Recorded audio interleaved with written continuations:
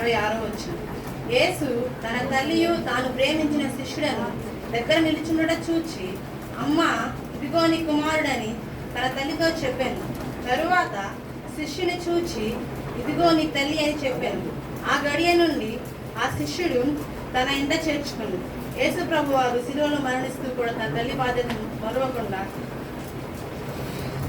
మరవకుండా తన నమ్మకమైన శిష్యుడైన యోహాను గారికి తన తల్లి బాధ్యతను అప్పగించాడు. సామెతల గ్రంథం 23:22 ఒక మాట ఉంది, నీ తల్లి ముదిమి యందు ఆమె నిర్లక్ష్యము చేయకము అని. మన తల్లిదండ్రులు వృద్ధాప్యంలో ఉన్నప్పుడు వాళ్ళని మనం విసుక్కోకుండా, కోప్పడకుండా ప్రేమగా చూసుకోవాలి. వృద్ధాప్యంలో ఉన్నప్పుడు వాళ్ళకి చిన్నపిల్లల మనస్తత్వం వస్తుంది.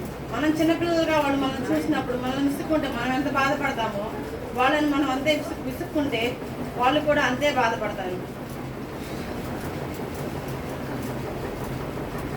సామెతలు 20:20 ఇంకొక మాట ఉంది, తన తండ్రినైనను తల్లినైనను దూషించిన వాని దీపము కారు చీకటిలో ఆరిపోవును. మనల్ని ఇంతగా పెంచి పోషించి మనం ఈ స్థాయిలో నిలబడడానికి కారణమైన మన తల్లిదండ్రులను దూషించినా, వారిని బాధ పెట్టినా, వారిని సేవించినా మన జీవితాలు ముందుకు వెళ్ళవు, ఆశీర్వదించబడవు, చీకటిలో ఆగిపోతాయి. దేవుడు ఇంకో మాట చెప్పాడు, మన తల్లిదండ్రులను దూషించినా, బాధ పెట్టినా, సేవించినా తప్పక వారికి మరణశిక్ష ఉంటుందని. దేవుడు రాసిన 10 ఆజ్ఞలలో తల్లిదండ్రుల గురించి ముఖ్యంగా ఒక ఆజ్ఞ రాశారు. నిర్గమాకాండము 20:12 నీవు దీర్ఘాయుష్మంతుడు వగునట్లు నీ తండ్రిని నీ తల్లిని సన్మానించుము.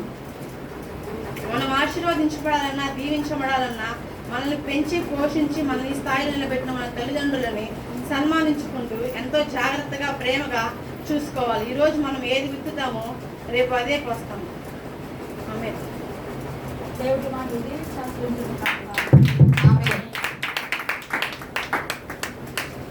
నాలుగో మాటకి ప్రార్థన పాట ఎవరు? కొంచెం